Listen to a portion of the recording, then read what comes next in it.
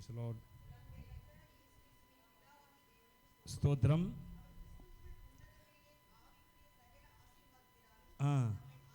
ஆசீர்வதித்திருக்கிறார். போதும். இதில் பார்க்கிறோம், நம்முடைய கர்த்தராகிய இயேசு கிறிஸ்துவின் பிதாவாகிய தேவனுக்கு ஸ்தோத்திரம். அவர் கிறிஸ்துவுக்குள் உன்னதங்களிலே ஆவிக்குரிய சகல ஆசீர்வாதத்தினால் நம்மை ஆசீர்வதித்திருக்கிறார். இதில் பார்த்தீங்கன்னா நீங்கள் இயேசு கிறிஸ்துவின் பிதா, அடுத்து கிறிஸ்து, அடுத்து ஆவிக்குரிய ஆசீர்வாதம், பிதா, குமாரன், பரிசுத்த ஆவி. அப்போ எந்த ஆசீர்வாதத்துக்கும் இவர் மாத்திரம்தான் அப்படின்னு சொல்வதற்கல்ல, திரியேக தேவன் அவர்கள் கிரியை செய்கிறார்கள். ஹல்லேலூயா, ஆமென் சொல்லுங்க. நான் சொல்ற புரியுதா? எத்தனை பேருக்கு புரியுது? புரியுதா? பிதா, குமாரன், பரிசுத்த ஆவி. சரி, அது நமக்கு சப்ஜெக்ட் அல்ல. நமக்கு இன்னைக்கு அவர் சொல்றார், அப்போஸ்தலனாகிய பவுல் சொல்லுகிறார், நம்முடைய கர்த்தராகிய இயேசு கிறிஸ்துவின் பிதாவாகிய தேவனுக்கு ஸ்தோத்திரம். எதுக்கு நன்றி சொல்லுகிறார்? அவர் ஆராதிக்கிறார். எதற்காக அப்படின்னு கேட்டிங்கன்னா, அவர் கிறிஸ்துவுக்குள் உன்னதங்களிலே ஆவிக்குரிய சகல ஆசீர்வாதத்தால் நம்ம என்ன செய்திருக்கிறார்? ஆசீர்வாதத்துக்கு ஆவிக்குரிய சகல ஆசீர்வாதம். ஆமென். ஆவிக்குரிய ஆசீர்வாதம் என்று சொல்லும்போது நம்முடைய சிந்தனை எப்படி போகுதுன்னா, நான் சொல்ற ஒரு 5-6 வருஷத்துக்கு முன்பாக, ஒரு 4-5 வருஷத்துக்கு முன்பாக வர, நான் ஆவிக்குரிய ஆசீர்வாதம் என்றால் நான் என்ன நினைச்சிருந்தேன்? ஒன்று ஜெபம் பண்ண ஆண்டவர் நல்ல கிருபை, அடுத்து ஊழியம் செய்ய நல்ல கிருபை, கிருபை வரங்கள், இதெல்லாம் கர்த்தர் நமக்கு கொடுக்கிறாரு, அதுதான் ஆவிக்குரிய ஆசீர்வாதம் அப்படின்னு சொல்லி நினைத்திருந்தேன். அப்போ வேற என்ன ஆசீர்வாதங்கள் மிச்சம் இருக்குது சொல்லுங்க? நான் இப்போ சொன்னேனே, அது போக வேற என்ன ஆசீர்வாதங்கள் மிச்சம் இருக்குது? பரலோக ஆசீர்வாதம், அதுதான் இது எல்லாமே வந்துருமே. வேற என்ன ஆசீர்வாதம் மிச்சம் இருக்குது நான் சொன்னதில்லை, சொல்லாதது? கனிகள் இல்லை. இது எல்லாமே ஆவிக்குரிய ஆசீர்வாதம் நம்ம நினைச்சிட்டு இருந்தது. வேற மிச்சமா இருக்கிறது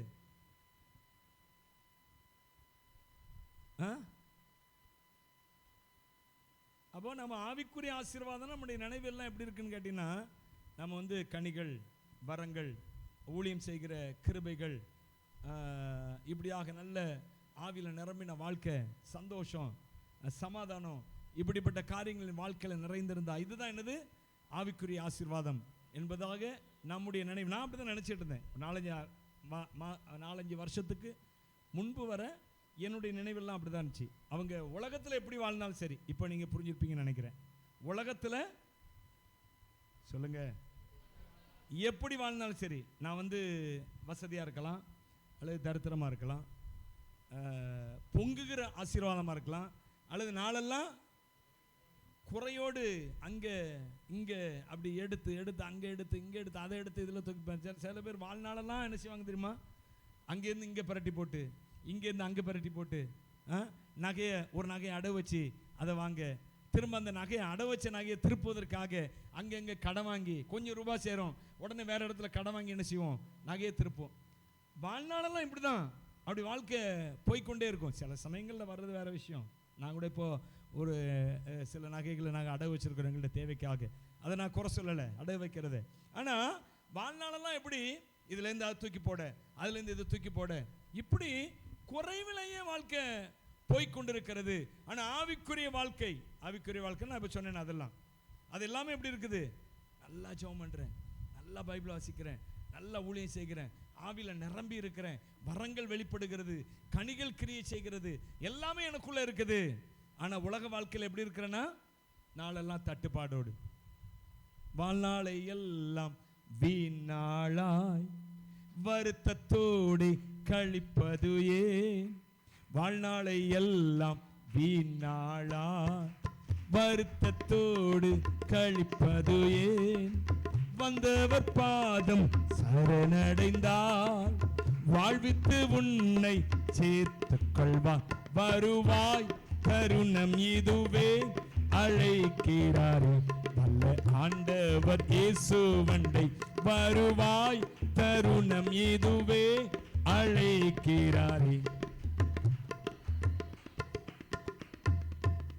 அப்போ நம்ம இது என்ன பாடல் தெரியுமா? சுவிசேஷ பாடல்.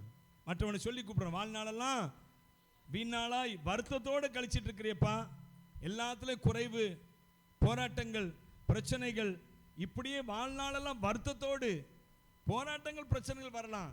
அது பணத்துக்காக ரொம்ப வரக்கூடாது, எப்போதும் வரக்கூடாது. போராட்டங்கள், பிரச்சனைகள் நம்முடைய வாழ்க்கையில் இயேசு கிறிஸ்து சொன்னார்ல, உலகத்தில் உங்களுக்கு உபத்திரம் உண்டு, ஆனால் உலகத்தை நான் ஜெயித்தேன், திடன் கொள்ளுங்கள். நீங்க திடன் கொள்ளுங்கள், நான் உலகத்தை ஜெயித்தேன். அப்போ போராட்டங்கள் உண்டு, ஆனால் பணத்துக்காக வாழ்நாளெல்லாம் போராடக்கூடாதுன்னு சொல்கிறேன். சில பேர் பாருங்க, லட்சக்கணக்கில் ரூபா இருக்கும், ரூபா இருந்தாலும் என்ன செய்வாங்க அவங்க. பட் எனக்கு தெரிஞ்ச ஒரு நண்பர் இருக்கிறாரு, அவர் யாராலும் கார் வச்சிருக்கிறாரு, அது வச்சு பைக் வச்சிருக்கிறார், வீடு, சொந்த வீடு இருக்குது, அப்படி இருக்குது, இப்படி இருக்குது, எல்லாம் இருக்குது. ஆனால் நான் பார்த்த ஒரு 3-4 வருஷத்துக்கு முன்னாடி வர அவர் என்ன செய்வார், 1 லட்ச ரூபா வட்டிக்கு வாங்குறார். 1 லட்ச ரூபா வாங்கினோன்னா என்ன கொடுப்பான்ப்பா, அந்த சிட்டை வட்டி எவ்வளோ கொடுப்பான், 1 லட்சம் வாங்கினா, அல்ல 10,000 வாங்கினா எவ்வளோ கொடுப்பான், 9,000, 8,000, 8,000, 10,000, 10,000க்கு எவ்வளவு, 9,000 கொடுப்பான். 10,000க்கு 9,000 கொடுப்பான். அதை 100 நாளில் உங்கள் 100 ரூபாய் கட்டி முடிக்கணும், அப்படி தானே, கரெக்டு தானே? 100 நாளில் 100 ரூபாய் கட்டி முடிக்கணும். அப்போ எவ்வளோ கட்டுவாங்க தெரியுமா? 10,000 ரூபா கட்டுவாங்க. 9,000 ரூபா வாங்குவாங்க. இவங்க என்ன செய்வாங்க, கட்டி முடிப்பாங்க. அந்த 10,000 தேவை இருக்கோ இல்லையோ, திரும்ப ஒரு 10,000. என்னது, 10,000 தேவை இருக்கோ இல்லையோ, நான் 10,000ங்கிறத நீங்கள் கூட்டிக்கலாம். 50,000, 1 லட்சம் அப்படி கூட்டிக் கொள்ளலாம். 1 லட்சம் வாங்கினா 1000 ரூபா. அப்போது இவருடைய வாழ்நாள்லாம் எப்படி இருக்குன்னு கேட்டிங்கன்னா, ஏதாவது ரூபா என்ன செய்யணும், கிடக்கணும், எப்படியாவது அல்ல, அப்படி ஒரு வாழ்க்கையை தேவன் நமக்கு கொடுக்கல. இன்னைக்கு அநேக விசுவாசிகளாக இருக்கிற நாம் என்ன எப்படி இருக்கிறோம் நிலைமையில் அப்படின்னு கேட்டிங்கன்னா, வெளியே இருக்கிறவனை போறா, நீ வாப்பா, கர்த்தர் என்ன செய்வார், நீ ஆண்டவருக்குள்ள வந்துட்டே நம்ம கடன் பாரம்லாம் தீரும், பிரச்சனையில மாறும், பணப்பிரச்சனை மாறிடும், நீ செழிப்பா இருப்ப அப்படின்னு கூப்பிட்டுட்டு வந்து உள்ள உட்கார வைக்கிறோம். உள்ள உட்கார வச்சா இவன் ட்ரெஸ் மாறிடுது, எல்லாம் மாறிடுது, ஆனா அவன் கடன் வாங்குறது மட்டும் என்ன இல்லை, மாறவே இல்லை. ஹல்லேலூயா. அப்படிதான் இருக்கிறான். இன்னைக்கு நிறைய விசுவாசிகள் அப்படிதான் இருக்கிறாங்க. நான் ஒரே ஒரு காரியம் சொல்றேன் உங்களிடத்துல, இந்த சுய உதவி குழுன்னு இருக்கலாம், சுய உதவி குழுல கடன் வாங்குறாங்க தெரியுமா, அந்த கடனை தயவு செய்து வாங்காதீங்க. இதுவரை நீங்கள் வாங்கியிருந்தா கட்டி முடிச்சு ஜெபத்தோடு அதை என்ன செய்யுங்க. இன்னைக்கு கடன் அது ஒரு சாபங்க. நான் என் ஆவியில் உணர்த்தப்பட்ட காரியத்தை நான் சொல்கிறேன். அது ஒரு யாராவது அதுலேருந்து மீண்டு வந்திருக்காங்களா பாருங்க, அதை வாங்கிட்டு இருக்கவங்க யாராவது விட்டுட்டு வெளியே வந்திருக்காங்களா பாருங்க, கூடுமானவர் இருக்க மாட்டாங்க, திரும்ப திரும்ப என்ன செய்யிட்டு இருப்பாங்க, வாங்கிட்டே இருப்பாங்க. அது ஒரு சாபம் போல தொடர்ந்து கொண்டே இருக்கும். எதுக்கு வட்டி கொடுக்கணும்? நீ அநேகம் ஜாதிகளுக்கு கடன் கொடுப்பாய், நீயோ கடன் வாங்காதிருப்பாய். வெறும் கடனை தான் சொல்றாரு. நம்ம வட்டிக்கு கடன் வாங்கிட்டு இருக்கோம். அது என்னது, அது சுய உதவி குழு. அது என்ன கடன், அது வட்டி கடனா இல்லையா சொல்லுங்க. இன்னைக்கு நீங்க ஒரு உறுதிமொழி எடுங்க, நான் சுய உதவிகள் எல்லாம் எனக்கு கூப்பிட்டு கொடுத்தாலும் நான் என்ன செய்ய மாட்டேன், வாங்க மாட்டேன். ஹல்லேலூயா. கூப்பிட்டு கொடுத்தாலும் வாங்க மாட்டேன்னு ஒரு உறுதிமொழி எடுங்க. ஒருவேளை இப்போ வாங்கி கட்டிட்டு இருந்தீங்கன்னா, இனி இந்த கட்டுறதோட என்ன ஆயிட்டு முடிச்சிருவேன்னா, இனி என்ன செய்ய மாட்டேன்னா வாங்க மாட்டேன் அப்படின்னு உறுதிமொழி எடுங்க. சரி, இப்போ நான் டாபிக் வரேன். அப்போ வெளியிருந்து கூப்பிடுறோம், கடன் எல்லாம் உங்களுக்கு அடைப்பாரு, கர்த்தர் உங்களுக்கு அடைப்பாரு, கர்த்தர் உங்கள் கடனை பூரா பார்த்து கொள்வாரு, நீங்க வாங்க அப்படின்னு கூப்பிடுறோம். கூப்பிட்டு அவன் என்ன செய்யறான், 10,000 கடனோட உள்ள வரான், அல்லது 1 லட்சம் கடனோட உள்ள வரான். உள்ள வந்து எல்லாம் மாறுது, ட்ரெஸ் மாறுது, அவன் நடையுடைய பாவனை மாறுது, வீட்டோட ஸ்டைல் மாறுது, எல்லாம் மாறுது. ஆனா 10 லட்சம் கடனோட இருக்கிறான். ஹல்லேலூயா. இப்போ ஒண்ணே ஒன்று என்னன்னா, அவனுக்கு விசுவாசம் இருக்கு, என் தேவன் எனக்காக என்ன செய்வாரு, என் தேவன் எனக்காக கடனை அடைப்பாரு, கர்த்தர் எனக்காக யாவையும் செய்து முடிப்பாரா, முடிப்பாரு, இல்லைன்னு சொல்லலை. ஆனா அது நல்ல கிறிஸ்தவ வாழ்க்கை இல்லைங்க. அதைத்தான் நான் சொல்றேன், இல்லையா? அது நல்ல கிறிஸ்தவ வாழ்க்கை இல்லை.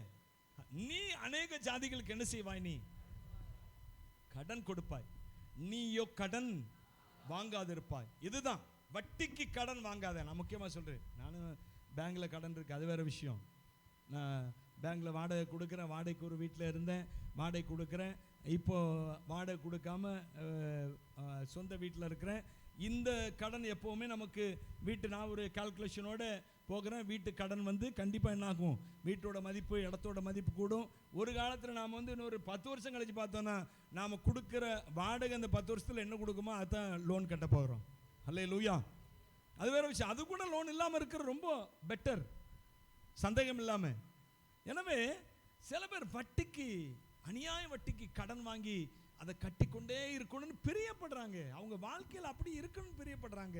தேவன் என்னை ஆசீர்வதி, பைபிளில் சொல்லப்பட்டிருக்கு பாருங்க. வாசிங்க, திரும்ப அந்த வசனத்தை வாசிங்க. எபேசியர் 1:3. தேவனுக்கு ஸ்தோத்திரம்.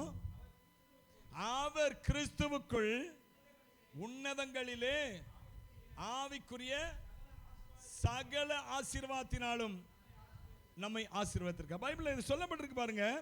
ஆவிக்குரிய ஆசீர்வாதத்தினால ஆசீர்வதித்திருக்கிறாராம். அப்படின்னா என்ன அர்த்தங்க?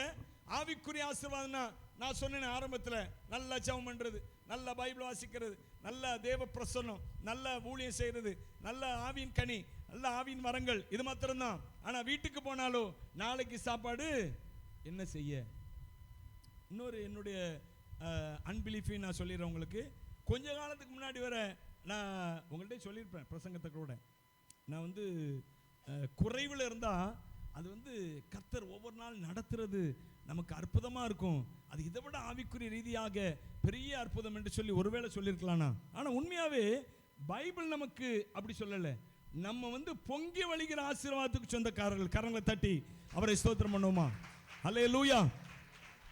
பைபிள் சொல்ல, நானும் தேவனுடைய ஆலயத்தில் பச்சையான ஒலிவ மரத்தை போல் இருக்கிறேன் அப்படிங்கிறாரு. நானும் தேவனுடைய ஆலயத்தில் எப்பொழுது எனக்குள்ள கனி கொடுக்கத்தக்கதான அல்லது எப்பொழுது எனக்குள்ள ஆசீர்வாதம் வந்து கொண்டே இருக்கத்தக்கதான ஒரு பச்சை மரமாக, ஒலிவ மரமாக நான் இருக்கிறேன். ஒலிவ மரம் என்பது அது எப்பொழுதுமே அது ஒரு ஒரு விலையேறப்பெற்ற, விலை கூடின ஒரு மரம். ஏன்னா அதுல அவ்வளவு ஆசீர்வாதங்கள், நன்மைகள் இருக்குது. அதை போன்ற மரம் தான் நாம. தேவனுடைய ஆலயத்தில் இருக்கிறபடினாலே, அல்லது தேவனுடைய பிரசன்னத்தில் இருக்கிறபடினாலே, அல்லது தேவனுடைய வார்த்தையை நாம் அனுபவித்துக் கொண்டிருக்கிறபடினாலே, அல்லது தேவனுடைய வல்லமை அனுபவித்துக் கொண்டிருக்கிறபடினாலே. ஆமென் சொல்லுங்க.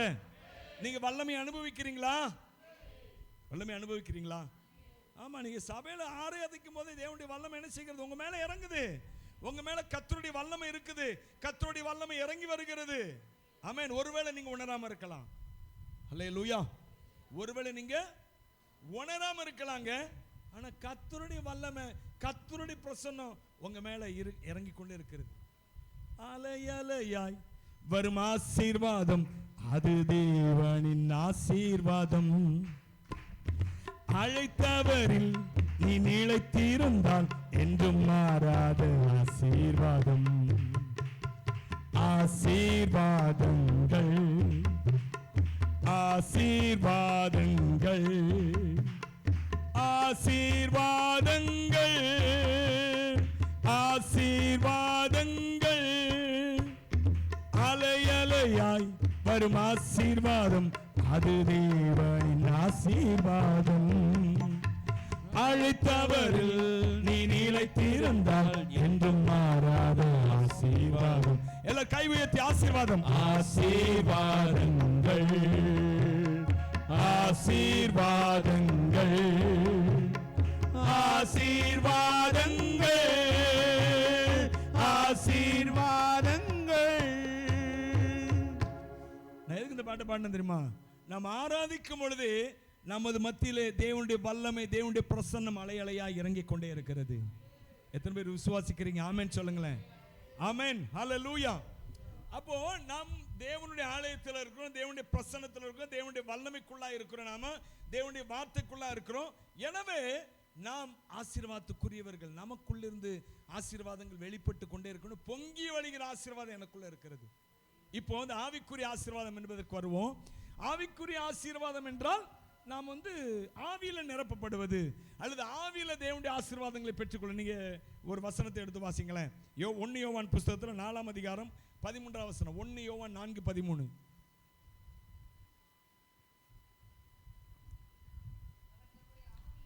அவர் தம்முடைய ஆவியில் போதும் போதும். அவர் தம்முடைய ஆவியில் நமக்கு தந்தருளினார். அல்லேலூயா.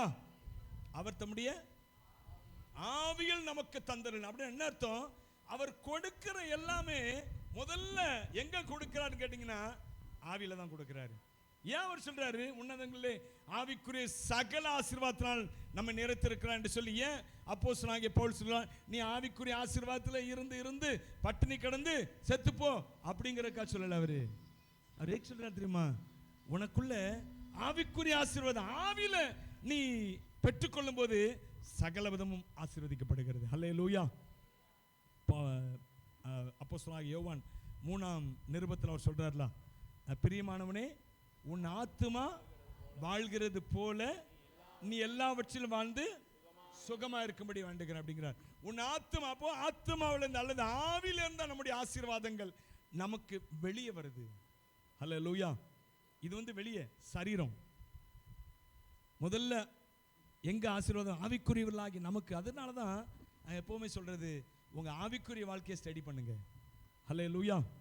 நீ இந்த உலக வாழ்க்கையில ஸ்டடியா இருக்கன்னா உன் தொழிலை மேம்படுத்துவதோ குடும்பத்தில் பிள்ளைகளை சம்பாதிக்கிறதற்கு தகுதியாக்குவதோ முக்கியமல்ல. அவர்களை ஆவிக்குரியவர்களாக்கு. நீ ஆவிக்குரியவனாய் மாறு, நீ ஆவிக்குரியவளாய் மாறு. அதுக்கப்புறம் இந்த ஆவியில உனக்கு கொடுக்க கொடுக்க இது மெய்யான ஆசீர்வாதமா வெளியே வரும். Hallelujah. Praise the lord. Hallelujah. நீங்க இன்னொரு வசனமும் நீங்க வாசிருங்களேன். நீதிமொழிகள் புஸ்தகத்தில் 8ஆம் அதிகாரம் 20ஆம் வசனம் நினைக்கிறேன். நீதிமொழிகள் 8:20. ஸ்தோத்திரம். என்னை சிநேகிக்கிறவர்கள் மெய்ப்பொருளை சுதந்தரிக்கும்படிக்கும்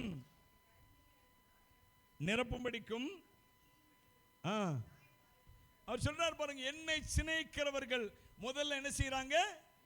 மெய்ப்பொருளை சுதந்தரிக்கிறார்கள். பக்கத்தில் கை கொடு சொல்லுங்க, மெய்ப்பொருள் வேண்டுமா? சத்தமா சொல்லுங்க, மெய்ப்பொருள் வேண்டுமா?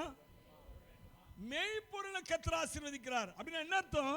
மெய்ப்பொருள் இந்த சரீரம் என்ன ஆயிருமா? இந்த சரீரம் ஒரு காலத்தில் என்ன ஆயிரும்? இது அழிஞ்சு போயிடும். அப்படிதானே? இந்த சரீரம் நிற்குமா? நிலைக்குமா? நிலைக்காது. ஆனால் நமக்குள்ள இருக்கு பாருங்க ஆவி ஆத்துமா. இந்த ஆவி தேவனிடத்தில் போகுது. ஆவி தான் தேவனுக்குரியது. அடுத்த ஆத்துமா அது பரலோகத்தை சுதந்திரிக்கிறது அல்லது நரகத்துக்கு போகிறது ஆத்துமா.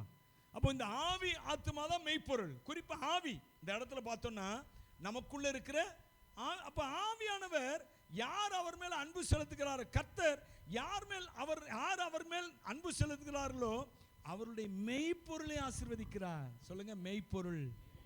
சத்தமா சொல்லுங்களேன். மெய்ப்பொருள் என்னன்னு சொன்னேன்? ஆவி, என்னுடைய ஆவி. ஹல்லேலூயா. என்னுடைய ஆவி. சத்தமா சொல்லுங்க.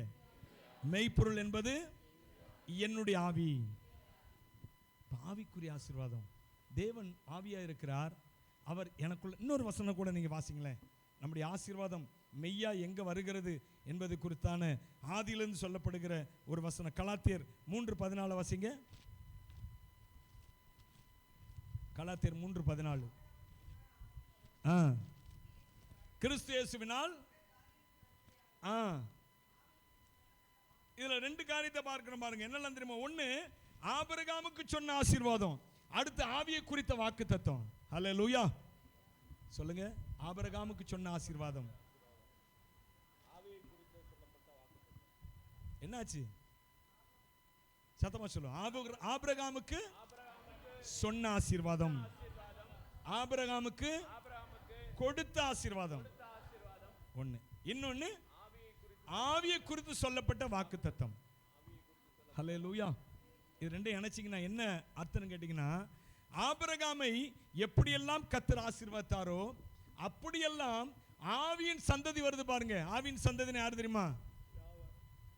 ஆவியின் சந்ததி யார் தெரியுமா? நாம தான். ஹல்லேலூயா.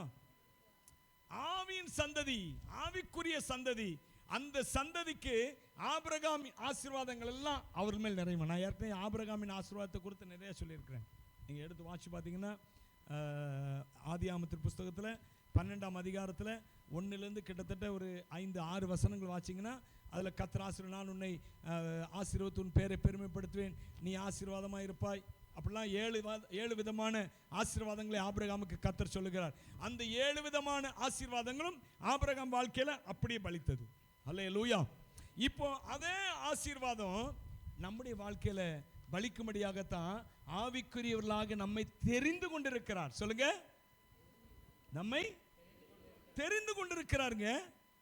நம்முடைய கிரியைகளினால் அல்ல, நம்முடைய ஞானத்தினால் அல்ல அவரை கண்டு கொண்டது, அவருடைய அவர் தெரிந்து கொண்டார். அல்லேலூயா, அல்லேலூயா. நாம நிறைய பேர் நினைக்கிறோம் நாம எப்படியோ கர்த்தரை தெரிஞ்சிட்டோம். ஐயா, இல்லவே இல்லை. அவர் உங்களை செலக்ட் பண்ணி கொண்டு வந்திருக்கார். நீங்க அந்த எபேசி நிருபத்தில் நீங்க வாசிங்கன்னா அவர் சொல்றாரு பாருங்க. எபேசியர் 1ஆம் அதிகாரத்தில் நீங்க பார்த்தீங்கன்னா, பிரைஸ் தி லார்ட், ஹல்லேலூயா, ஸ்தோத்திரம், நன்றி செலுத்துகிறோம். அதே வசனத்தை வாசிங்க. 4ஆம் வசனத்தை வாசிங்க. 4. தமக்கு முன்பாக பரிசுத்தமுள்ளவர்களும் குற்றமில்லாதவர்களுமாய் இருப்பதற்கு அவர் உலக தோற்றத்துக்கு முன்னே கிறிஸ்துவுக்குள் நம்மை தெரிந்து கொண்டார். சொல்லுங்க, சத்தமா சொல்லுங்க. நீங்க அவரை தேடி வந்தீங்களா? நீங்க அவரை தேடி வந்தீங்களா? நான் கடவுள் யாரு, உண்மையான ஆண்டவர் யாரு தேடணுமா? தேடவே இல்லை. நான் உண்மையா கிறிஸ்தவத்தில் இருந்தேன், கிறிஸ்தவத்துக்குள்ள தான் இருந்தேன், கிறிஸ்தவனா இருந்தேன். சாரி, கிறிஸ்தவத்துக்குள்ளன்னு சொல்ல முடியாது, கிறிஸ்தவனா இருந்தேன். ஆனாலும் ஒரு நாள் தேவனை தேடவில்லை. அதே போலதான் நீங்க ஒருவேளை பிறப்பால கிறிஸ்தவர்களாக பிறந்திருக்கலாம், அல்லது கிறிஸ்தவர்கள் இல்லாமல் வேற ஒரு மதத்தில் வேற ஒரு நம்பிக்கையில் நீங்கள் இருந்திருக்கலாம். ஆனாலும் தேவன் உங்களை தேடி வந்து உங்கள் கண்களை திறந்தார். ஏன் அப்படின்னா, உலக தோற்றத்துக்கு முன்னே, உலக தோற்ற முதல் எனக்காய் அடிக்கப்பட்டே, உலக தோற்ற முதல் எனக்காய் அடிக்கப்பட்டே, துரோகியாய் வாழ்ந்த என்னையும் மீட்டு புது வாழ்வு தந்து விட்டே, துரோகியாய் வாழ்ந்த என்னையும் மீட்டு புது வாழ்வு தந்து விட்டே, என் இயேசு ராஜா ஸ்தோத்திரம், என் இயேசு ராஜா, இயேசு ராஜா ஸ்தோத்திரம், ஸ்தோத்திரமே, ஸ்தோத்திரமே, உயிருள்ள நாளெல்லாமே ஐயா, ஸ்தோத்திரமே, ஸ்தோத்திரமே, உயிருள்ள நாளெல்லாமே. ஹல்லேலூயா. அப்போ உங்களை என்ன எதுக்காக உலக தோற்றத்துக்கு முன்னே தெரிந்து கொண்டார் அப்படின்னு கேட்டீங்கன்னா, ஆவிக்குரிய சகல ஆசீர்வாதத்தால் நம்ம நிறைப்பதற்கு. ஹல்லேலூயா. ஆவிக்குரிய சகல ஆசீர்வாதம் என்றால் அது எதையும் குறிக்கிறது என்று சொன்ன சகல ஆசீர்வாதம் போட்டு பாருங்க. ஆவிக்குரிய சகல ஆசீர்வாதம் என்று சொல்லும்போது அது எதையும் குறிக்கிறது என்று சொன்ன இந்த உலகத்தில் நாம் நன்றாய் வாழ்வது. ஹல்லேலூயா. நம்முடைய வாழ்நாள் நீடித்திருப்பது. ஆமென் சொல்லுங்க. நாம் சுகமாய் வாழ்வது இந்த உலகத்தில். ஆமென். மறு உலகம் அது கண்டிப்பா தேவன் நம்மை கொண்டு செலுத்துவாருங்க. ஆனா இந்த உலகத்தில் வாழ்வது, அதற்கு தான் நமக்கு நம்பிக்கை வர வைக்க வேண்டிய ரொம்ப கஷ்டமா இருக்கு. இந்த உலகத்தில் நான் ஆசீர்வாதமா இருப்பேன் என்ற நம்பிக்கை நமக்குள்ள. ஏன்னா இவ்வளவு காலம் நாம் பிரசங்கிக்கப்பட்ட பிரசங்கங்கள் அப்படி. நீ இந்த உலகத்தில் எப்படி வாழ்றியோ அங்க போய் எப்படி இருக்கணும். நீ பரலோகத்தில் ஒரு குப்பை தொட்டி பக்கத்துலயாவது நீ என்ன செய்யணும் கேட்டிருக்கீங்களா? ஒரு சில ஜெபம், பரலோகத்தில் போய் நான் ஒரு குப்பை தொட்டி பக்கத்துல எனக்கு ஒரு இடம் தந்துருங்க ஆண்டவரே அப்படின்னு. பரலோகத்தில் குப்பை தொட்டியும் கிடையாது, உனக்கு அங்கே இடமும் கிடையாது, போ. ஹல்லேலூயா. பரலோகத்தில் குப்பை இருந்தா குப்பை தொட்டி வரணும். அங்க எல்லாமே பொன்னகர் வீதி. ஹல்லேலூயா.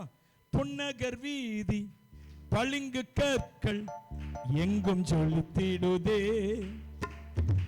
பொன்னகர் வீதி பளிங்கு கற்கள் எங்கும் சொல்லித்திடுதே.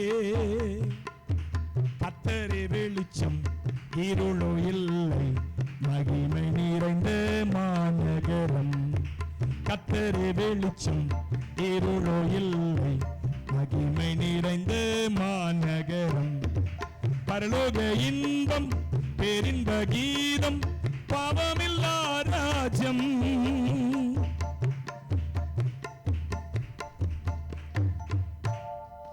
மறந்து போச்சு பாட்டு, அதுக்கப்புறம் பழைய பாட்டு. எனவே அருமையானவர்களே, பரலோகம் மாத்திரமல்லங்க, நீ பரலோகத்துக்கு சொந்தக்காரன். ஆமென். நீங்க பரலோகத்துக்கு சொந்தக்காரர்கள். ஆமென் சொல்லுங்க. அப்படிதானே இல்லையா? இந்த பூமியில எப்படி இருக்கணும் நீங்க? எப்படி இருக்கணும் நீங்க? இந்த பெரிய பெரிய கம்பெனிகள் பாருங்க, அவங்க டிகிரி முடிச்சவங்களை செலக்ட் பண்றாங்க. செலக்ட் பண்ணி ஒரு 3 மாசம் ட்ரைனிங் கொடுக்குறாங்க. ஒரு நல்ல சம்பளம். எனக்கு தெரிஞ்ச நண்பருடைய பையன் போனான், 40,000 ரூபா சம்பளம். எனது 3 மாசம் ட்ரைனிங்க்கு 40,000 சம்பளம். அது மட்டுமல்ல, நல்ல சாப்பாடு, நல்ல ரூமு அவர்களுக்கு கொடுத்து, பெங்களூரில் நினைக்கிறேன் போன இடம், 3 மாதம் அங்கே தங்க வச்சு ட்ரைனிங் கொடுக்குறாங்க. வேலை பார்க்கல, என்ன கொடுக்குறாங்க? ட்ரைனிங் கொடுக்குறாங்க. 40,000 சம்பளம், நல்ல சாப்பாடு, நல்ல ரூமு. சொல்கிறேன், அந்த கேம்பஸே அவ்வளோ நீட்டாக இருக்குது. ஒரு சாதாரண இந்த உலகத்தில் உள்ள கம்பெனி அவன் செய்கிறானா? என்னன்னா, என்னுடைய கம்பெனி ஸ்டாஃப்ஸ் இப்படி தான் இருக்கணும். ஹல்லேலூயா. என்னுடைய கம்பெனி ஸ்டாஃப்ஸு அதான் அவனுடைய எண்ணம். அவனுக்கு ஒரு 10,000 ரூபா சம்பளம் கொடுத்து, பெரிய கம்பெனியில் அது 10,000 ரூபா சம்பளம் கொடுத்து, ஏதோ சாப்பாடு கொடுத்து, ஏதோ ஒரு சாதாரண ரூம் கொடுத்து உட்கார வச்சாலும் அவன் வேலை இல்லா திண்டாட்டத்தில் எப்படியா போய் உட்காந்து என்னதான் செய்ய போகிறான்? பார்க்கத்தான் போகிறான் அந்த இடத்துல இருந்து. ஆனால் இவன் என்ன செய்கிறான்? 40,000 சம்பளம், நல்ல சாப்பாடு அவசியம் இல்லையே. ஏன் அவன் கொடுக்குறான்னு கேட்டிங்கன்னா, இவன் என்னுடைய கம்பெனிக்கு வர போகிறான், இவனுடைய ஸ்டாண்டர்ட் இப்படி இருக்கணும். ஹல்லேலூயா. எனக்கு அருமையான தேவனுடைய பிள்ளைகளே, நம்முடைய ஆண்டவராகிய கர்த்தர் அவர் எப்படிப்பட்டவர் பாருங்க. உன்னதங்களில் ஆசீர்வாதம் உள்ளவர். அல்லேலூயா. அவருடைய ஆசீர்வாதம் எப்படி? நீங்க இன்னொரு வசனத்தை கூட, அந்த உன்னதங்களின் ஆசீர்வாதம் என்பதற்காக ஒரு ரெஃபரன்ஸ் நான் சொல்றேன் பாருங்க. ஆதியாமத்து புஸ்தகத்தை எடுத்துக்கொள்ளுங்க. அதுல ஸ்தோத்திரம், பிரைஸ் தி லார்ட், ஹல்லேலூயா. ஆதியாமத்துல 49:26 வாசிங்க. ஆதியாமம் 49:26. உன் தகப்பனுடைய ஆசீர்வாதங்கள் மேற்பட்டதா இருந்து நித்திய பர்வதங்களின் முடிவு மட்டும் எட்டுகின்றன. உன் தகப்பனுடைய ஆசீர்வாதங்கள் பிதாக்களுடைய ஆசீர்வாதங்களுக்கு மேலா இருந்து நித்திய பர்வதங்கள் மட்டும் எட்டுகிற ஆசீர்வாதமா? ஹல்லேலூயா. அது அந்த ஆசீர்வாதத்தை எவ்வளவு பயங்கர, இந்த யோசேப்புக்கு வரக்கூடிய ஆசீர்வாதத்தை குறித்து இந்த இடத்துல சொல்றாரு. இந்த காலவேளையில் இந்த வசனத்தை குறித்து தியானித்துக் கொண்டிருக்கும் போது கர்த்தருடைய ஆவியானவர் இந்த வசனத்தை கொடுக்கிறார் பாருங்க. யோசேப்பு கொடுத்த ஆசீர்வாதம் எப்படி ஆசீர்வாதமா இருந்துச்சா? அது நித்திய பர்வதங்கள் மட்டும். நித்திய பர்வதங்கள்னா ஒன்று நிலைத்திருக்கிற ஆசீர்வாதம், அல்லது உயரமான மிக பெரிதான ஆசீர்வாதம். ஹல்லேலூயா. எனவே எனக்கு அன்பான தேவனுடைய உன்னத ஆசீர்வாதம், நம்முடைய தேவன் இப்படிப்பட்ட ஆசீர்வாதங்களை கரத்தில் வைத்திருக்கிறவராக இருக்கிறார். நான் அதை நம்புகிறேன். எத்தனை பேர் என் கூட சேர்ந்து நம்புறீங்க? ஹல்லேலூயா. அருமையானவர்களே, இப்போ இருக்கிற நிலைமை நாளைக்கு உங்க நிலைமை இல்லைங்க, அடுத்த வருஷம் உங்க நிலைமை இல்லைங்க. நான் அதை தான் எப்பவுமே எனக்குள்ள சொல்லிக்கிடுவேன். நீ இப்போ இருக்கிற நிலைமை பின்னால் உன்னுடைய நிலைமை அல்ல. நான் அப்பவும் இப்படி தான் சொன்னேன். ஹல்லேலூயா. வெறும் 1000 ரூபா 1500 ரூபா வருமானம் வந்து கொண்டு இருக்கும் பொழுதும் இதையே தான் சொன்னேன். என் வாழ்க்கையில் ஆரம்பத்தில் சொல்கிறேன், ஊழியத்தின் ஆரம்பத்தில் சொல்கிறேன். கரெக்டாக பிள்ளைக்கு ஃபீஸ் கட்டணும், ஆட்டோவுக்கு கொடுக்கணும். என் ரேச்சல் சின்ன பிள்ளை, அவளுக்கு ஃபீஸ் கட்டணும், ஆட்டோ கொடுக்கணும், சாப்பிடணும், அவ்வளோதான் முடிஞ்சுது. 1500 ரூபா கூடி போனால் என்ன வரும்? ஸ்கூல் ஃபீஸ் கட்டணும்னா இந்த மே மாதம் கொஞ்சம் பிஸியாக ஊழியம் போகும். அந்த நாட்களில் வெளியே தான் ஊழியம், உள்ளே நம்ம யாரும் தர்ற அளவுக்கு ஆட்கள் கிடையாது, ரூபா தர்ற அளவு, காணிக்க தர்ற அளவுக்கு. அப்போது வெளியே உள்ள ஊழியங்கள் தான். அப்போ மே மாதம் ஊழியங்கள் கொஞ்சம் கூட இருக்கும், நிறைய மீட்டிங்ஸ் வைப்பாங்க. அப்போ ஒர்ஷிப் தானே போயிட்டு இருந்தோம் நாங்கள் மியூசிக் டீமோட. அப்போ அந்த சமயத்தில் கொஞ்சம் வருமானம் கூட வரும். அப்போது ஜூன் மாதம் ஃபீஸ் கட்டுவதற்கு அதை தான் எதிர்பார்த்துட்டு இருப்பேன். அப்போ நான் இதை தான் சொல்லுவேன், என்னென்னா உன்னுடைய இந்த நிலைமை பின்னாட்களில் உன்னுடைய நிலைமை அல்ல. ஹல்லேலூயா. நீங்கள் நம்புங்க, நீங்க சொல்லுங்க உங்களை பார்த்து, உன்னுடைய இந்த நிலைமை சொல்லுங்களேன், இங்க கை வச்சு சொல்லுங்க, உன்னுடைய இந்த நிலைமை இனி வருகிற நாட்களின் நிலைமை அல்ல. அவர் உன்னத ஆசீர்வாதங்களை உடையவர். நித்திய பர்வதங்கள் மட்டும் எட்டுகிற ஆசீர்வாதம் அவருடையது. உன் தகப்பனாகிய இயேசு கிறிஸ்துவினுடையது, அதுவே உன்னுடையது. ஹல்லேலூயா. இப்போ சொல்றது மட்டும் இல்லை, நேரத்தையும் உங்களுக்கு சொல்லியிருக்கிறேன், இந்த சபையில் நான் உங்களுக்கு சொல்லுகிற காரியங்கள் எல்லாம் இது என்னது, உங்களுக்கு ட்ரைனிங், பயிற்சி. என்னது? பயிற்சி கொடுக்குறோம் உங்களுக்கு. இதை நாங்கள் வீட்டில் போய் சொல்லணும், கஷ்ட நேரத்தில் சொல்லணும், பிரச்சனை வேலையில் சொல்லணும், கடன் பார நேரத்தில் சொல்லணும். இப்போ இருக்கிற நிலைமை நாளைக்கு உன்னுடைய நிலைமை அல்ல. ஹல்லேலூயா. இந்த நம்பிக்கை இல்லாம தான் நாங்கள் செத்து போயிடுறான். அவன் நாளைக்கு என் வாழ்க்கை மாறும் என்ற நம்பிக்கை இல்லாம செத்து போறான். ஆனா உங்களுக்கு எனக்கும் நம்பிக்கை இருக்கிறது. நமக்கு நம்பிக்கை உண்டாக்கும்படியாக நித்திய பிரதான ஆசாரியராக அவர் திரைக்குள் பிரவேசித்திருக்கிறார். எபிரேயர் நிருபத்தில் சொல்லப்பட்டிருக்கு, அவர் நமக்கு நம்பிக்கை நங்கூரமாக. என் நம்பிக்கை நங்கூரம், நான் நம்பும் தேவனை, நம்பினோரை காக்கும் இயேசுவே, பரம பரிசுத்த தேவனை, பரலோக ராஜனை பாடல் பாடி கொண்டாடிடுவோம். பரம பரிசுத்த தேவனை, பரலோக ராஜனை பாடல் பாடி கொண்டாடிடுவோம். நம்பிக்கையும் நீதானே, நங்கூரமும் நீதானே, நாங்கள் நம்பும் தெய்வம் நீதானே. என் நம்பிக்கை நீதானே, நங்கூரமும் நீதானே, நாங்கள் நம்பும் தெய்வம் நீதானே. நீதானே என் நம்பிக்கை நங்கூரம், நான் நம்பும் தேவனை, நம்பினோரை காக்கும் இயேசுவே, பரம பரிசுத்த தேவனை, பரலோக ராஜனை பாடல் பாடி கொண்டாடிடுவோம். பரம பரிசுத்த தேவனை, பரலோக ராஜனை பாடல் பாடி கொண்டாடிடுவோம். நம்பிக்கை, என் நம்பிக்கையும் நீதானே, நங்கூரமும் நீதானே, நாங்கள் நம்பும் தெய்வம் நீதானே. என் நம்பிக்கையும் நீதானே, நங்கூரமும் நீதானே, நாங்கள் நம்பும் தெய்வம் நீதானே. நீதானே. ஹல்லேலூயா. வாசிக்கிறீங்களா ஒரு வசனத்தை? எபிரேயர் நிருபத்தில் 6ஆம் அதிகாரம் 19-20 வசனங்களை வாசிங்க. நமக்கு நிலையும் உறுதியும் திரைக்குள்ளாக போகிறதுமான ஆத்தும நங்கூரமாய் இருக்கிறது. நமக்கு முன்னோடினவராகிய இயேசு மெல்கிசேதேக்கின் முறைமையின்படி நித்திய பிரதான ஆசாரியராய் நமக்காக அந்த திரைக்குள், திரைனா என்ன தெரியுமா?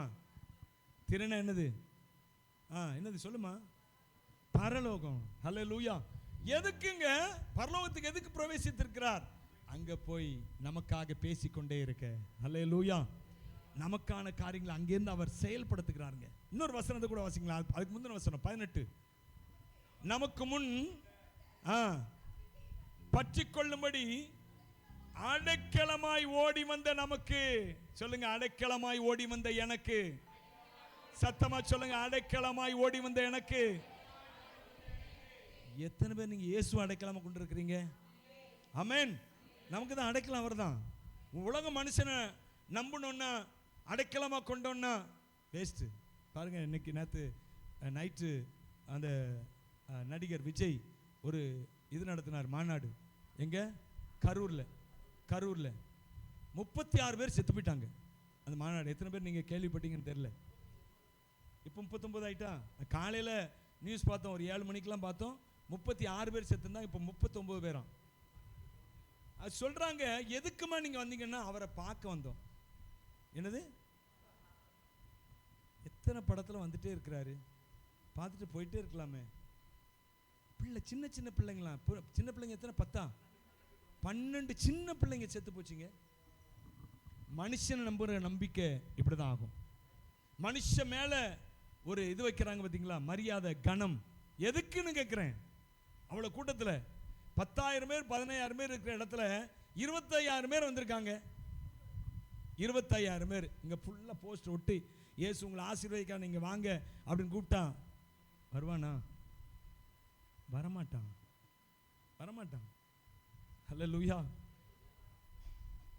அந்த நம்பிக்கை நமக்கு ஆசீர்வாதம், ஆனா இந்த நம்பிக்கை நமக்கு சாபம். ஹல்லேலூயா. இது சாபத்தினால வந்த வினங்க. இது நான் சொல்லுவேன், ஒரு தனி மனுஷன் மேல நம்பிக்கை வச்சு, ஒரு நடிகர் என்கிறதுனால நம்பிக்கை வச்சு வந்தான் பார்த்தீங்களா, அவனை பார்க்கணுன்னு, அதனால வந்த வினை. அந்த ஒரு அம்மாவே சொல்லுது, நாங்கள் அவரை பார்க்கத்தான் வந்தோம் அப்படின்னு. என்ன பரிதாபமான நிலை பாருங்க, எனக்கு அருமையானவர்களே. ஆனால் இந்த நம்பிக்கை நமக்கு நிலையும் உறுதியும் திரைக்குள்ளாய் போகிறமான ஒரு ஆத்தும நங்கூரமா இருக்கிறதா. அவர் திரைக்குள்ளாய் போனார். எதனால தெரியுமா? இங்க வாசிங்க. நமக்கு முன் வைக்கப்பட்ட நம்பிக்கையை பற்றிக்கொள்ளும்படி அடைக்கலமாய் ஓடி வந்த நமக்கு 2 மாறாத விசேஷங்களினால் ஆறுதல் உண்டா. நீங்க அந்த அந்த அதிகாரம் முழுக்க வாசி பார்த்தீங்கன்னா அந்த 2 மாறாத விசேஷங்கள் அப்படின்னு போட்டிருக்கு தெரியுமா? 2 ஸ்பெஷல் காரியங்களை நமக்காக ஆண்டவர் உண்டாக்குனார். என்னன்னா, ஒன்று அவர் ஆணையிட்டாரு, இன்னொன்று அவர் உடன்படிக்கை, நம்மோடு உடன்படிக்கை பண்ணினார். அல்லேலூயா. அதான் 2 மாறாத விசேஷம். நீங்க இந்த அதிகாரத்தை வீட்டில் போய் வாசி பாருங்க, 6ஆம் அதிகாரத்தை. அது 2 மாறாத விசேஷம் என்னது? ஒன்று அவர் ஆணையிட்டார், இரண்டாவது என்னது? உடன்படிக்கை பண்ணினார் நம்மோடு கூட. இயேசு கிறிஸ்துவை கொண்டு அவர் ஆணையிட்டாரு, இன்னொன்று அவர் உடன்படிக்கை பண்ணினார் நம்மோடு கூட. இன்றைக்கும் காலவேளையில் கர்த்தர் நம்மோடு கூட உடன்படிக்கை பண்ணுகிற தேவனாய் இருக்கிறாருங்க. நமக்காக ஆணையிடுகிற தேவனாய் இருக்கிறார். நமக்காகவே பரலோகத்தில் பிரவேசித்த தெய்வம். ஆமென். நம்பிக்கை உண்டாகும்படியாக. அப்ப இந்த நம்பிக்கை நம்மை வாழ வைக்கும். ஆனா மனுஷன் மேல நம்பிக்கை கொள்ளுகிற நம்பிக்கை அது நம்மை வீணாக்கி விடும். அப்ப நீங்க பாத்தீங்கன்னா அவர் ஆசீர்வாதம் அது உன்னதம் மட்டும் எட்டுகிற ஆசீர்வாதம். அது மாத்திரமல்ல, நீங்க எபேசியர் 2:8 வாசிங்க. அதே அதிகாரத்தில் 2ஆம் அதிகாரம் 8ஆம் வசனம்.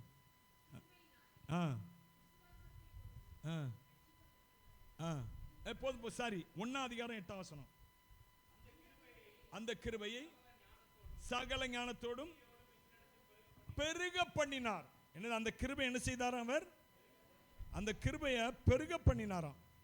இந்த பெருக பண்ணினார் என்ற அந்த வார்த்தை அந்த இங்கிலீஷ் பைபிளில் எப்படி போட்டிருக்குன்னா, லேவிஷ்ட் ஆன் அஸ் அப்படின்னு சொல்லி, ஆன் அஸ் லேவிஷ்ட் அப்படின்னா, லேவிஷ் அப்படிங்கிற வார்த்தை அது என்ன வார்த்தை அப்படின்னு கேட்டிங்கன்னா, லேவிஷ்னு வார்த்தை ஏதாவது கேள்விப்பட்டிருக்கீங்களா? நீங்கள் கேள்விப்பட்டிருக்க விஜய், என்ன என்ன அர்த்தம்? அதாவது லேவிஷ் என்கிற வார்த்தை எதை குறிக்கிறது என்றால், ஊதாரித்தனமாக செலவழிக்கிறது. அப்படி செலவழிப்பாங்களா சில பேர், சும்மா அப்படி அள்ளி. இந்த ராஜாக்கள்லாம் முந்தி போனாங்க அப்படின்னா அவங்க பொற்காசுகளை என்ன செய்வாங்க? அள்ளி வீசுவாங்க அப்படின்னு சொல்லிலாம் கேள்விப்பட்டிருக்கோம்ல ஆதி காலத்தில். அதுதான் லேவிஷ். அதாவது ஏராளமாய் அளவில்லாமல் செலவழிக்கிறது அப்படி சொல்லாமே. எப்படி செலவழிக்கிறது? அப்போ கர்த்தர் நமக்காக என்ன செய்கிறார்? இந்த கிருபை, அந்த உன்னதங்களில் உள்ள ஆசீர்வாதமாகிய அந்த கிருபை, அதை குறித்து தான் பேசிட்டே வர்றாரு. பேசிட்டு வரும்போது சொல்றாரு, அந்த கிருபையை பெருக பண்ணினார் நம்மிடத்துல. அப்படி சொல்லும்போது எப்படி பெருக பண்ணினாரா? அவர் அள்ளி அள்ளி கொடுத்து, கணக்கில்லாம கொடுத்து. அல்லேலூயா. தேவையானதுக்கு நீங்க எவ்வளவு நல்லா செலவழிக்கணுமோ செலவழிங்க. அல்லேலூயா. முந்திலாம் நான் யோசிப்பேன் 10 பைசா, இப்போ சில சமயம் அந்த யோசனை வரும், அது வேற விஷயம். ஏன்னா அது பழைய இதை அப்படி எட்டி பார்க்கும்ல, அது வரும். ஆனாலும் கூடுமானவர் இப்பெல்லாம் எதை செய்தாலும் நல்லதாக செய்திருவோம். ஹல்லேலூயா. எதை செய்தாலும் நல்லா பாருங்க. இந்த சபையை கட்டும்போது நான் இப்படி கட்டணும்னு யோசிக்கவில்லை. சரி, ஏதோ நம்மளால் முடிஞ்ச அளவுக்கு. ஏன்னா நிறைய காரியங்கள் நம்ம ஆரம்பிக்கும் அப்படி தான் ஆரம்பிச்சிருக்கிறேன். ஏதோ நம்மளால் முடிஞ்ச அளவுக்கு. ஏன்னா எனக்குள்ளேயே ஒரு மனப்பான்மை என்னென்னா, நமக்கு என்னத்தை இதெல்லாம் பெருசாக எங்கே வந்துட போகுது நமக்கு, அதனால் ஏதோ செஞ்சுருவோம் அப்படின்னு தான். இந்த சபை ஆரம்பிக்கும் போது கூட உண்மையாகவே நான் சபை கொடுத்த தரிசனம்லாம் கர்த்தர் கொடுத்துருக்கிறாரு. ஆனால் ஆரம்பிக்கும் போது சரி ஏதோ சிம்பிளாக ஆரம்பிச்சிரும் அப்படின்னு தான். இன்னும் சொல்லப்போனால் நெருக்கடி வந்துச்சு. அங்கே நடத்திட்டு இருந்த அந்த இடத்துல நெருக்கடி வந்துச்சு, நடத்தக்கூடாதுன்னு. அப்போ நான் இன்னொரு வாடகை வீடு பார்க்கத்தான் முயற்சி பண்ணேனே தவிர, ஒரு சகோதரி சொன்னாங்க, நீங்கள் எங்கள் வீட்டு மாடிக்கு வாங்க, மாடிக்கு அங்கே நடத்துங்க, நீங்கள் அங்கே கொடுக்குற வாடகைகளை பாதி கொடுங்க. உடனே எனக்கு சந்தோஷமாயிட்டு, சரி பரவாயில்ல, இது ஈஸியாக இருக்கு. ஏன்னா இது லட்சக்கணக்கான ப்ராஜெக்ட், இது சபை கட்டுறது. சரி இது ஈஸி ஆயிட்டு அதுக்கு போயிடுவோம் அப்படின்னு என் மனைவி தான் பிடிச்சி நிப்பாட்டி நம்ம சொந்த இடத்துல என்ன இருக்குதோ அதை வச்சு நாம் என்ன செய்வோம், உட்காந்து செய்ய ஆரம்பிப்போம் அப்படின்னு சொல்லி அவள் தான். உண்மையாக சொல்கிறேன்னா என் மனைவி தான் இதுக்கு காரணம், சபை இந்த இடத்துல கட்ட ஆரம்பிக்கிற காரணம். இல்லாவிட்டு அந்த சகோதரி சொன்னாங்க, நீங்கள் வந்து 4000 வாடகை கொடுக்கணும் நாங்கள் இது பண்ணி புது வீடு கட்டியிருக்கிறாங்க அவங்க மாடியில், கீழேருந்து கட்டியிருக்கிறாங்க, மாடி இடம் ஃப்ரீயாக இருக்குது. அப்போ நீங்கள் 4000 நாங்கள் கொடுக்கணும்னு முடிவு பண்ணி வச்சுருக்கிறோம், 2000 மட்டும்தாங்க, நான் மீதி 2000 நான் பார்த்துக்கிறேன் அப்படின்னு சொல்லி சொன்னாங்க. அதுக்கெல்லாம் தயாராகிட்டேன், நான் வீடெல்லாம் போய் பார்த்துட்டேன்.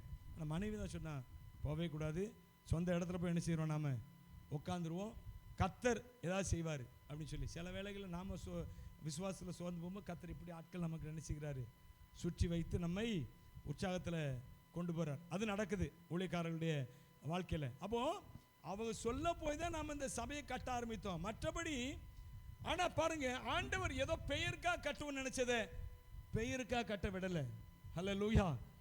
நான் ஏதோ பைசா இல்லாத நேரம் தானே சாதாரணமாக கட்டிடுவோன்னா, ஒரு டாக்டர் எனக்கு செங்கல் ஆர்டர் போட்டு தந்தார்.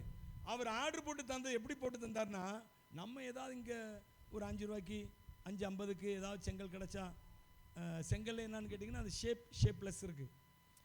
கம்பெனிஸில் போய் வாங்கினா கரெக்டாக ஷேப்பாக இருக்கும் செங்கல், அதுக்கு ரேட்டு கூட. அப்போ இங்கே சாதாரணமாக கிடைக்கிற செங்கல் நிறையா செங்கல் சூழல் இருக்குது, அதெல்லாம் கிடைக்கிற செங்கல் ஷேப்லெஸ்ஸாக இருக்கும், அட்ஜஸ்ட் பண்ணி கட்டிடுவாங்க. அப்படி வாங்கிடுவோம்னு நினச்சேன். ஆனால் கர்த்தர் எப்படி நடத்துகிறார் பாருங்க. ஒரு டாக்டர் நான் உங்களுக்கு செங்கல் அனுப்பிச்சி விட்றேன்னு சொல்லி அவர் அனுப்பிச்சி விட்ட செங்கல் நல்ல குவாலிட்டியான ஒரு செங்கலை அனுப்பிச்சி விட்டார். இப்போ அவர் அனுப்பிச்சிட்டாரு, அதுக்கப்புறம் நம்ம எதைத்தான் செஞ்சாகணும். பாருங்க கர்த்தர் எப்படி நடத்துறார் பாருங்க. அவர் அவருடைய அந்த செல்வத்தை நம்மேல் பெருக பண்ணுகிறாரு. அந்த கிருபை நம்மேல் பெருகிட்டாலே செல்வம் பெருகிறது, ஆசீர்வாதம் பெருகிறது, நன்மை பெருகிறது, சுகம் பெருகிறது, ஆசீர்வாதங்கள் ஐஸ்வர்யங்கள் பெருகிறது. ஆமென் சொல்லுவோமே. ஆமென். எல்லாமே இப்படிதான்.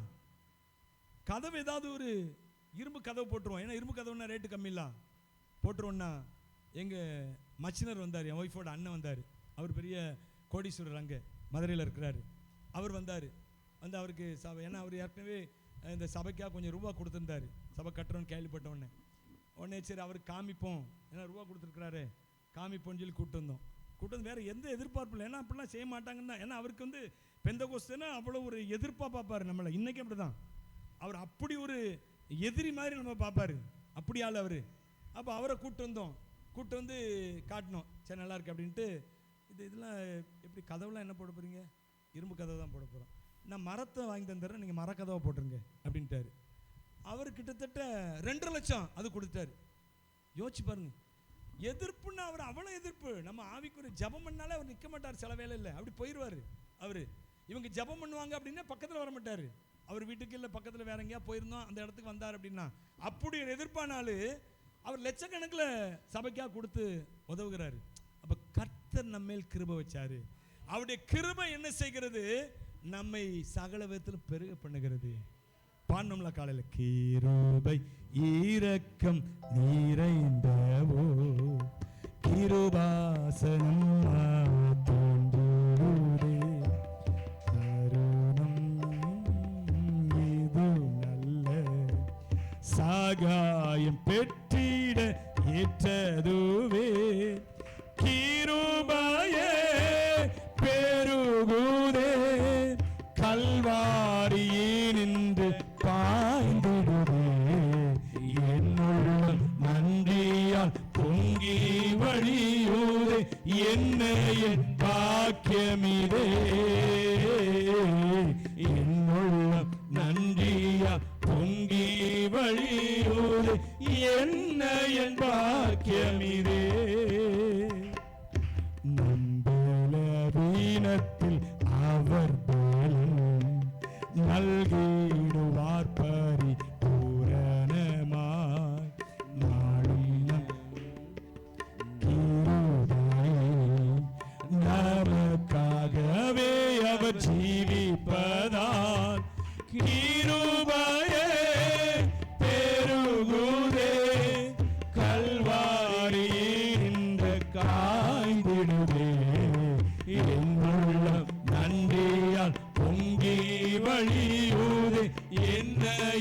பாக்கியமிதே, என்னுள்ளம் நன்றியா பொங்கி வழியூதே, என்ன என் பாக்கியமிதே. நம்மை போலவே சோதிக்கப்பட்டும் நாதனோர் பாவமும் அற்றவராய், கூரைகள் கண்டோரும் நல்ல அசாரிய நாம கொண்டே, கிருபையே பெருகுதே, கல்வாரியே நின்று பாய்ந்திடுதே, என்னுள்ளம் நன்றியால் பொங்கி வழியுதே, என்ன என் பாக்கியமிதே, என்னுள்ளம் நன்றியா பொங்கி வழியுதே, என்ன என் பாக்கியமிதே. அல்லேலூயா. நிறைய இந்த காரியத்தை இந்த செய்திக்காக எடுத்து வச்சிருந்தேன். ஒரே ஒரு காரியத்தை பார்த்துட்டு நான் முடிச்சிருவோம். அதே எபேசியர் நிருபத்தில் அந்த 1ஆம் அதிகாரத்தில் 4வது வசனம் வாசிப்போம். தமக்கு முன்பாக நாம் அன்பில் பரிசுத்தம் உள்ளவர்களும்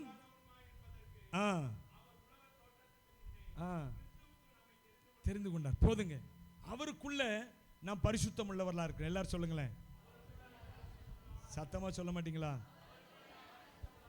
அவருக்குள்ள பரிசுத்தம் உள்ளவரா இருக்கிறோம். இன்னொன்னு, அவருக்குள்ள நாம குற்றம் இல்லாதவர்களா இருக்கிறோம்.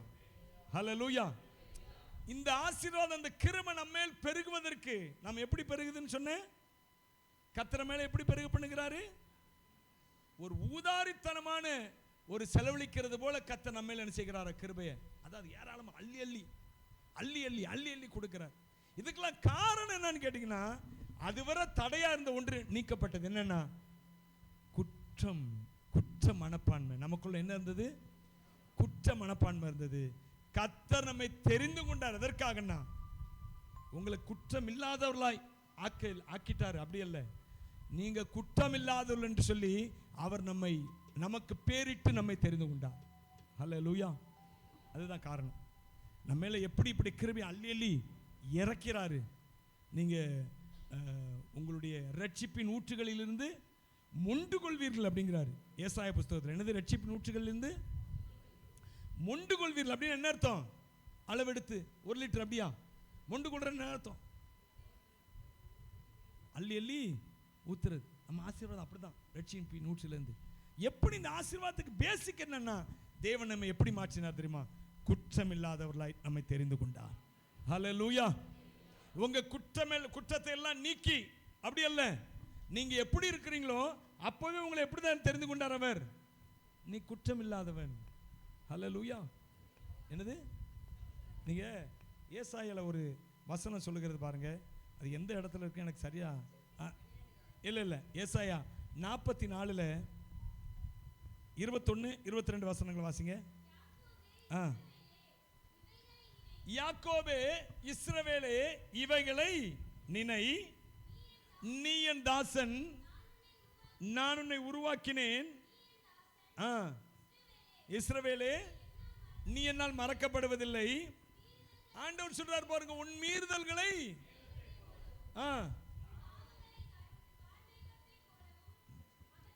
அப்படின்னு என்ன அர்த்தம்? அவன்கிட்ட பாவமே இல்லை அப்படின்னு அர்த்தமா? இல்லை. அவர் சொல்ல, நான் அதை கண்டுக்கிறதே இல்லைப்பா. ஹல்லேலூயா. இது கிருபையின் மெசேஜ். அதனால இப்படி மட்டும்தான் நீங்க பார்க்கணும். நான் கண்டுகொள்றதே இல்லைன்னா அப்போ நம்ம தைரியமா பாவம் செய்யலாம் அப்படின்லாம் எடுக்கக்கூடாது நம்ம. புரியுதா உங்களுக்கு? அவர் சொல்றாரு, உன் பாவத்தை நான் பார்க்கறதே இல்லை. நான் என்ன செய்யிட்டேன்? உன் மீறுதல்களை மேகத்தை போலவும் உன் பாவங்களை கார்மேகத்தை போலவும் அகற்றி விட்டேன். ஒன்னே ஒன்று செய்யி, என்னிடத்துல திரும்பு. உன்னை நான் மீட்டுக் கொண்டேன். ஹல்லேலூயா. அடுத்து வாசிங்க. கழித்து பாடுங்கள் வானங்களே, கழித்து பாடுங்கள். எவ்வளவு பெரிய காரியம் இது! வானங்களே கழித்து பாடுங்கள், கர்த்தர் இதை செய்தார். ஆமென். யார் செய்தாங்க? வேற யாராலும் என்னாலும் செய்ய முடியாது. என் பாவத்தை பூரா விட்டுட்டு நான் பரிசுத்தமான பிறகுதான் ஆண்டவரை பின்தொடரணையா? என்னைக்கு முடியும் அந்த ப்ராசஸிங்? முடியுமா? ஒரு சகோதரன் சொன்னாரு, நான்லாம் ஊழியம் செஞ்சா உங்களை மாதிரிலாம் ஊழியம் செய்ய மாட்டேன். என்னது, நான்லாம் ரொம்ப பர்ஃபெக்டா. அவர் இன்னும் தண்ணி அடிச்சிட்டு இருக்கிறாரு, இன்னும் சிகரெட் அடிச்சிட்டு இருக்கிறாரு. வயசு 62 ஆயிட்டு. ஹல்லேலூயா. அவர் என்கிட்ட சொன்ன ஒரு நாள் சொல்றேன், நானும் என் ஃப்ரெண்டு அவர் 2 பேர் சேர்ந்து ஊழியம் செய்யணும்னு நினைச்சிருக்கிறோம். அது ஒரு தண்ணி வண்டி, இது ஒரு தண்ணி வண்டி. என்னது, அவர் சொல்றாரு, நானும் அவர் என்ன செய்ய, நான் சொல்லி 15 வருஷம் ஆச்சு. அவர் சொல்லி நானும் அவரும் ஊழியம் செய்யணும்னு நினைச்சிட்டு இருக்கிறோம். எப்படி தெரியுமா, உங்களை மாதிரிலாம் இல்லை, நாங்கள் பர்ஃபெக்டாக செய்வோம். நாங்கள் ஊழியம் செய்கிற நாளில் இன்னும் செஞ்சிட்டு இருக்கிறார் ஊழியம், நல்ல ஆட்டு ஊழியம் செஞ்சிட்டு இருக்கிறார். ஹல்லேலூயா. எனக்கு அருமையானவர்களே, நான் பர்ஃபெக்டான பிறகு தேவன் என்னை தெரிந்து கொள்ளவில்லை. நான் இருக்கிற வண்ணமாகவே, சொல்லுங்க எல்லாரும் சத்தமா சொல்லுங்களேன், என்னை குற்றமில்லாதவனாக அவர் தீர்ப்பு செய்தாருங்க.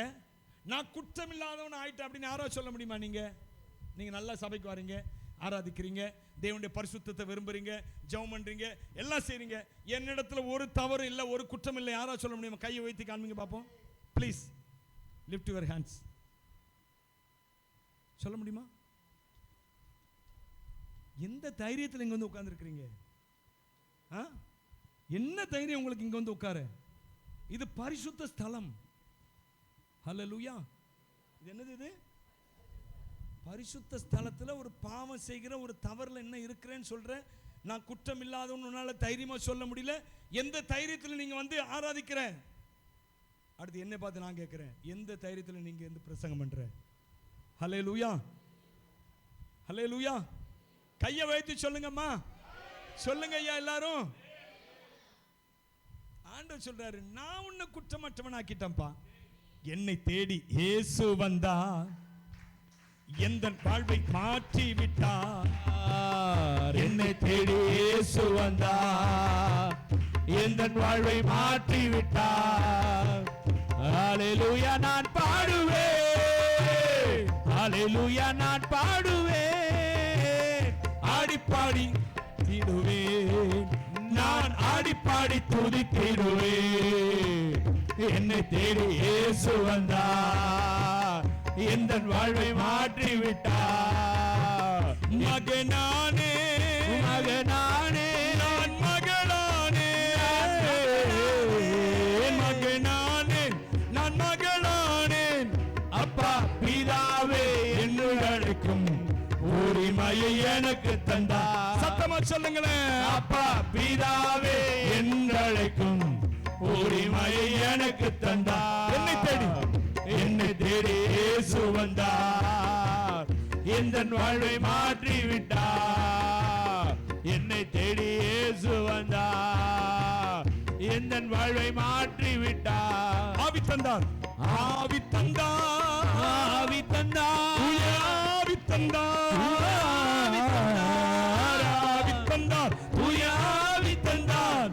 வல்லமையும் அன்பும் ஞானமும் கொண்ட பரிசுத்த ஆவி தந்தார். வல்லமையும் அன்பும் ஞானமும் கொண்ட பரிசுத்த ஆவி தந்தார். என்னை தேடி இயேசு வந்தார், எந்த வாழ்வை மாற்றி விட்டார். என்னை தேடி இயேசு வந்தார், எந்த வாழ்வை மாற்றி விட்டார். போதும். அப்போ கர்த்தர் நம்மை ஆவினால நம்மை ரட்சித்தார், ஆவினால நம்மை நிரப்பினார். இதெல்லாம் நடக்கும்போது என்ன நடந்துட்டுன்னு கேட்டீங்கன்னா, அவர் உன்னதங்களிலே சகல ஆசீர்வாதத்தாலும் நம்முடைய ஆவியில போட்டுட்டாரு. சொல்லுங்க, ஆவியில போட்டுட்டாரு. சொல்லுங்களேன், ஆவியில போட்டுட்டாரு. கை கொடுத்து சொல்லுங்களேன், ஆவியில போட்டுட்டாரு. என்ன போட்டுட்டாரு? சகல ஆசீர்வாதம். சொல்லுங்க, சகல ஆசீர்வாதம் ஒரு ஆவியில போட்டுட்டாரு. பார்த்து சொல்லுங்க, முகத்தை பார்த்து சொல்லுங்க, சகல ஆசீர்வாதத்தையும் உன் ஆவியில போட்டுட்டாரு. ஆவிய பாரு, பாவிய பார்க்காத. எதை பாரு? ஆவிய பாரு. உனக்குள்ள இருக்கிற ஆவியில் அவர் ஆசீர்வாதத்தை போட்டார் என்பதை உன் விசுவாச கண்களால பாரு. நீ பாவத்தையும் பாவியையுமே பார்த்து ஐயோ நான் பாவி பாவி பாவி இல்ல, நீ ஒரு ஆவி. ஆமா, நம்ம வந்து ஆவிக்குரிய சரீரம். நாம என்னது? நாம மாம்ச பிரகாரமான சரீரம் இல்ல. we are spiritual bodies. சொல்லுங்க, spiritual bodies. சொல்லுங்களேன், spiritual bodies. நம்ம ஆவிக்குரிய ஆட்கள் நாம. அல்லேலூயா. நான் ஏற்கனவே சொல்லியிருக்கேன் தெரியுமா, நம்முடைய ஆவி எங்க இருக்குது, யாரிடத்தில் இருக்குன்னு சொன்ன கொலோசியர் புஸ்தகத்தில் 3 அதிகாரம் 1, 2, 3 வசனங்களை சொல்லுதுல்ல. நம்முடைய ஆவி கிறிஸ்துவுடனே தேவனுக்குள் மறைந்திருக்கிறது. வாசிக்கலாம் அந்த வசனத்தை. 3 வசனமா, கொலோசியர் 3:3. எனது ஜீவன் உங்கள் ஜீவன். நீங்க மரித்தீங்க அப்படின்னா என்ன செஞ்சீங்க? மரித்தீர்கள் என்ன அர்த்தம்? மரித்தீர்கள் என்ன அர்த்தமா? இதை எதை சொல்லுதுமா? ரட்சிக்கப்பட்டீங்க, இயேசுவை ஏற்றுக்கொண்டீங்க, இயேசுவின் வார்த்தைகளை ஏற்றுக்கொண்டீங்க, இயேசுவின் சத்தியத்தை ஏற்றுக்கொண்டீங்க. இதுதான் என்னது? மரித்தீர்கள். சொல்லுங்க, நீங்கள் மரித்தீர்கள், நீங்க ரட்சிக்கப்பட்டீங்க, நீங்க இயேசுவை ஏற்றுக்கொண்டீங்க, மரித்தீர்கள். அடுத்து நீங்க மரித்த உடனே, ரட்சிக்கப்பட்ட உடனே உங்கள் ஜீவன் கிறிஸ்துவோடு இணைந்து தேவனுக்குள் வைக்கப்பட்டிருக்கிறது. நான் சொன்ன புரியுதா உங்களுக்கு? we are all spiritual bodies. சொல்லுங்க சத்தமா, we are all spiritual bodies. நான் ஆவிக்குரிய சரீரம். ஹல்லேலூயா. பரலோகத்துக்கு சொந்தமானவங்க. எங்களுடைய ஐக்கியம் பிதாவோடும் அவருடைய குமாரனாகிய இப்படி இருந்தான்னா நம்ம ஆவிக்குரிய சரீரம். we are not flesh bodies. நம்ம மாம்ச சரீரம் அல்ல. எனவே தான் சொல்கிறேன், அவர் ஆவியினால நமக்குள்ளே போட்டுட்டார் ஆசீர்வாதங்கள். அதனால தான் ஆவிக்குரிய சகல ஆசீர்வாதத்தினாலும் உங்களை ஆசீர்வாதத்திற்கான பவுல் சொல்கிறாரு. ஆவிக்குரிய சகல ஆசீர்வாதம் சொல்லும்போது எனக்குள்ள ஆவி வந்துட்டு இந்த உலகத்தில் நான் ஆசீர்வாதமாக இருப்பேன். ஆமென். நான் நன்மைகளை கண்டடைவேன், ஜீவனுள்ளோர் தேசத்திலே நன்மையை காண்பேன் என்று விசுவாசியாது இருந்தால் நான் எப்பொழுதோ கெட்டு போயிருப்பேன் சொல்றாரு சங்கீதக்காரர். சொல்றாரு, ஜீவனுள்ளோர் தேசத்தில், இந்த உலகத்தில் நான் நன்மையை காண்பேன் என்று விசுவாசியாது இருந்தால். நான் விசுவாசிக்கலன்னா கெட்டு போயிருப்பேன்பா. விசுவாசி விசுவாசி விசுவாசி. ஹல்லேலூயா. உனக்குள்ள ஆவியில ஆசீர்வாதத்தை போட்டாருன்னு சொல்லி விசுவாசி. பொருளாதார ஆசீர்வாதத்தை போட்டாரு, உனக்குரிய நன்மைகள் எல்லாம் போட்டாரு. புரியுதா நான் சொல்றேன்? புரியுதா புரியுதா புரியுதாமா? புரியுதா நான் சொல்றேன்? ஐயா புரியுதா உங்களுக்குலாம்? எங்க போட்டாரு? ஆத்துக்குள்ள போட்டாரு. எதுல போட்டாரு? ஆவியில. என்னதை போட்டாரு? ஏதோ ஒண்ணு சொல்லுங்க, என்னதை போட்டாருமா? ஆசீர்வாதத்தை, சகல ஆசீர்வாதம், சகல நன்மைகள். அப்படி கண்களை மூடுவோம். கர்த்தாவே உமக்கு ஸ்தோத்திரம். நீ சொன்ன வார்த்தைக்கு நன்றி செலுத்துகிறோம். ஆண்டவரே, நீர் உன்னதங்களிலே ஆவிக்குரிய சகல ஆசீர்வாதத்தினாலும் எங்களை ஆசீர்வதித்திருக்கிறீர். நாங்கள் நம்புகிறோம் ஐயா. இந்த ஆசீர்வாதத்துக்கு அடிப்படையாகத்தான் முதலாவது இரத்தத்தால் எங்களை கழுவி சுத்திகரித்திருக்கிறேன், குற்றமற்றவர்களாய் மாற்றியிருக்கிறேன். நான் குற்றமற்றவன். சொல்லுங்கள் எல்லாரும் கை உயர்த்தி, நான் குற்றமற்றவள். இயேசு கிறிஸ்துவின் ரத்தம், அவர் என் மேல் போட்ட அந்த மூடி, அவருடைய ஆடை, ரட்சிப்பின் ஆடை என்னை குற்றமற்றவனாய் குற்றமற்றவளாய் மாற்றி இருக்கிறது. எனவே பரலோகத்தின் ஆசீர்வாதங்கள், இந்த பூமிக்குரிய ஆசீர்வாதங்கள் எல்லாம் என்னுடைய ஆவியிலே போடப்பட்டு விட்டது. நான் நம்புகிறேன். நல்ல பிதாவை ஸ்தோத்திரம். நீ சொன்ன வார்த்தைகளுக்கு நன்றி. இந்த வார்த்தைகளின்படியே நீ வர நாட்கள் நம்முடைய பிள்ளைகளை ஆசீர்வதிக்க போறக்க நன்றி செலுத்துகிறோம். இயேசு கிறிஸ்துவின் நாமத்தில் பிதாவே, ஆமென் ஆமென்.